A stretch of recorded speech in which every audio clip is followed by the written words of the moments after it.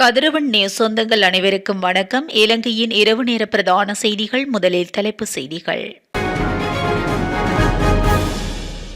யாழில் காலை ஏற்பட்ட அசம்பாவிதம், தூக்கி வீசப்பட்ட வீடுகள் மற்றும் தேவாலயத்தின் கூரைகள். தமிழர் பகுதியொன்றில் பரபரப்பு சம்பவம், நூலிலையில் உயிர் தப்பிய மூவர். அடுத்த 24 மணித்தியாலங்களுக்கு அபாய எச்சரிக்கை. கொழும்பில் இன்று சூட்டில் ஒருவர் உயிரிழப்பு. நேருக்கு நேர் மோதி 2 பேருந்துகள் விபத்து, 40 பேருக்கு நேர்ந்த நிலை. இலங்கையின் சில பாடசாலைகளுக்கு நாளை முதல் விடுமுறை. மன்னர் துப்பாக்கி சூட்டு சம்பவம் தொடர்பாக ராணுவ சிப்பாய் உட்பட மூவர் கைது. ஒரே நாளில் ஆயிரக்கணக்கான கொள்கலன்கள் விடுவிப்பு.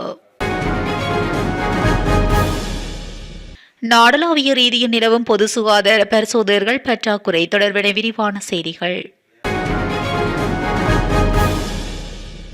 யாழ்ப்பாணம் குருநகரில் வீசிய பலத்த காற்றினால் கொலைவிலக்கி மாதா ஆலயம் மற்றும் பல வீடுகளின் கூரைகள் தூக்கி வீசப்பட்டு சேதமடைந்திருப்பதாக தகவல் வெளியாகுள்ளது. குறித்தது இன்றைய தினம் காலை 6:45 மணியளவில் இடம்பெற்றுள்ளது. இந்த சம்பவத்தில் 30க்கும் மேற்பட்ட வீடுகள் பகுதியளவிலும் புனித கொலை விலக்கி மாதா ஆலய திருப்பண்டாரைக்கு முற்றாக சேதமடைந்துள்ளன. மேலும் சில படகுகளும் பகுதியளவில் சேதமாக்கப்பட்டுள்ளன. பாதிக்கப்பட்ட குடும்பங்கள் பாதுகாப்பான இடங்களில் தங்கியுள்ளனர். திருகோணமலை மட்டக்களப்பு பிரதான வீதியில் பாதையை விட்டு விலகி சிறிய ரக வேன் ஒன்று புரண்டு விபத்துக்குள்ளானதில் மூவர் காயமடைந்திருப்பதாக போலீசார் தெரிவித்தனர். இச்சம்பவம் மூதூர் போலீஸ் பிரிவில் உள்ள இருதயபுரம் பகுதியில் இன்றைய தினம் இடம்பெற்றுள்ளது. குறித்த வேன் சரிவில பகுதியிலிருந்து திருகோணமலை நோக்கி பயணித்த போது வேக கட்டுப்பாட்டு இழந்து சிறிய மரம் ஒன்றுடன் மோதி வயலுக்குள் வீழ்ந்து விபத்துக்குள்ளாகியுள்ளது. குறித்த வாகனத்தில் பயணித்த பேருவளை பகுதியை சேர்ந்த மூவர் சிறிய காயங்களுடன் உயிர் தப்பியுள்ளதாக தெரிவிக்கப்பட்டுள்ளது. விபத்து தொடர்பில் போலீசார் மேலதிக விசாரணைகளை மேற்கொண்டு வருகின்றனர். நாட்டின் சில பகுதிகளுக்கு சிறிய வெள்ளப்பெருக்கு ஏற்படுவதற்கான எச்சரிக்கை அறிவிப்பை நீர்ப்பாசன திணைக்களம் வெளியிட்டுள்ளது. இதன்படி மட்டக்களப்பு மற்றும் அம்பாறை மாவட்டங்களில் சில பகுதிகளில் சிறிய வெள்ளப்பெருக்கு ஏற்படும் என எச்சரிக்கப்பட்டுள்ளது. நேற்று இரவு முதல் அம்பாறை மற்றும் மட்டக்களப்பு மாவட்டங்களின் சில பகுதிகளில் பெய்த மழை காரணமாக இந்த எச்சரிக்கை விடுக்கப்பட்டுள்ளது. இதன்படி அம்பாறையின் மகாஓயா பிரதேச செயலாளர் பிரிவு மற்றும் மட்டக்களப்பின் ஏராவூர் பெற்று மற்றும் கோரளை பெற்று பிரதேச செயலாளர் பிரிவுகளுக்கு உட்பட்ட முத்தேனி ஆற்றுப்படுகையில் தாழ்வான பகுதிகளுக்கு இவ்வாறு எச்சரிக்கை விடுக்கப்பட்டுள்ளது. குறித்த பகுதிகளில் அடுத்த 24 மணித்தியாலங்களுக்கு சிறு வெள்ளப்பெருக்கு ஏற்படும் அபாயம் காணப்படுவதாக நீர்ப்பாசன திணைக்களம் தெரிவித்துள்ளது.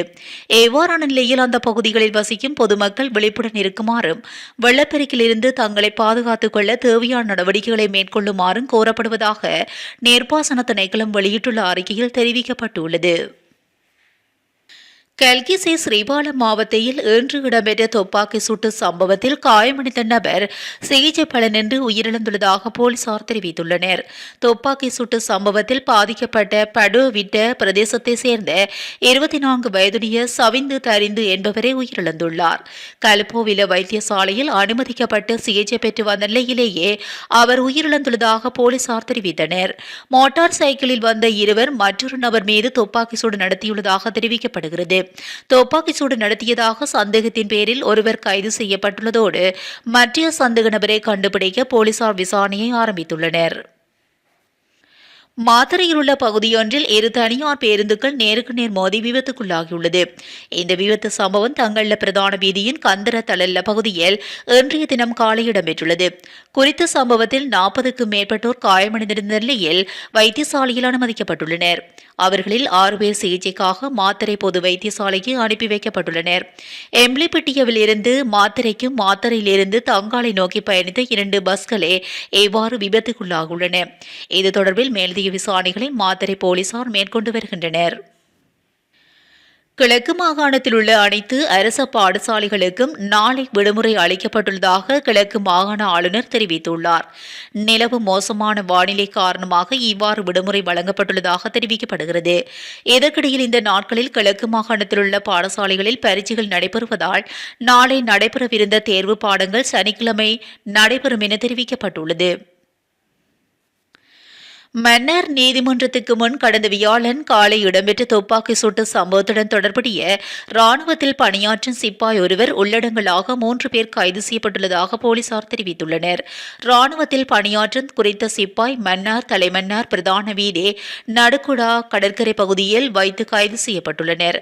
அவரிடம் முன்னெடுக்கப்பட்ட விசாரணைகளின் போது மேலும் 2 கைது செய்யப்பட்டுள்ளனர். மன்னார் நொச்சிக்குளம் பகுதியில் கடந்த 2022ஆம் ஆண்டு இடம்பெற்ற இரட்டை படுகொலை தொடர்பான வழக்கு விசாரணை வியாழக்கிழமை மன்னார் நீதிமன்றத்தில் விசாரணை எடுத்துக் கொள்ளப்பட்டு இருந்த நிலையில் விசாரணைகளுக்காக சென்ற சந்தேக நபர்கள் 3 உள்ளடங்கலாக 4 நபர்கள் மீது நீதிமன்றத்துக்கு முன்வைத்து துப்பாக்கி பிரயோகம் மேற்கொள்ளப்பட்டது. இதன்போது 2 உயிரிழந்ததுடன் மேலும் 2 காயமடைந்தனர். இந்நிலையில் போலீசார் விசேட தேடுதல்களை மேற்கொண்ட நிலையில் சந்தேக நபரான ராணுவ சிப்பாய் பேசாலை நடுக்குடா பகுதியில் வைத்து கைது செய்யப்பட்டுள்ளார். துப்பாக்கி சூட்டு சம்பவத்துடன் தொடர்புடையவர் என கருதப்படும் குறித்த ராணுவ சிப்பாய் கைது செய்யப்பட்டு பேசாலை போலீஸ் நிலையத்துக்கு அழைத்து செல்லப்பட்டு விசாரணைகள் முன்னெடுக்கப்பட்ட நிலையில் மேலும் 2 கைது செய்யப்பட்டுள்ளனர். மேலதிக விசாரணைகளை மன்னார் மற்றும் பேசாலை போலீசார் முன்னெடுத்து வருகின்றனர். பிரதான முனையத்தில் இருந்து 2293 கொள்கலன்கள் விடுவிக்கப்பட்டுள்ளதாக துறைமுகங்கள் மற்றும் சிவில் விமான போக்குவரத்து அமைச்சகம் தெரிவித்துள்ளது. இந்த கொள்கலன்கள் பிரதான முனையத்தில் இருந்து நேற்று விடுவிக்கப்பட்டதாக தெரிவிக்கப்பட்டுள்ளது. அத்துடன் துறைமுகத்தில் சிக்கிய கொள்கலன்களில் குறைப்பட்ட அளவை உரிய நேரத்தில் விடுவிக்க துறைமுகம் மற்றும் சுங்கத்துறைகள் நடவடிக்கை எடுத்துள்ளதாக அமைச்சகம் தெரிவித்துள்ளது. இதற்கிடையில் இலங்கை சுங்கத்தால் அகற்றப்பட்டு துறைமுக வாயில்களாக வழியாக 2074 கொள்கலன்கள் விடுவிக்கப்பட்டுள்ளதாக தெரிவிக்கப்படுகிறது. இருப்பினும் முனையங்களை விட்டு வெளியேறும் அளவை விட வாயில்களில் இருந்து வெளியேறும் அளவு குறைவாக இருப்பதனால் கொள்கலன் நெரிசல் குறையவில்லை என அதிகாரிகள் தெரிவிக்கின்றனர். நாடளாவிய ரீதியில் பொது சுகாதார பரிசோதகர்கள் பற்றாக்குறை நிலவுவதாக பொது சுகாதார பரிசோதகர்கள் சங்கம் தெரிவித்துள்ளது.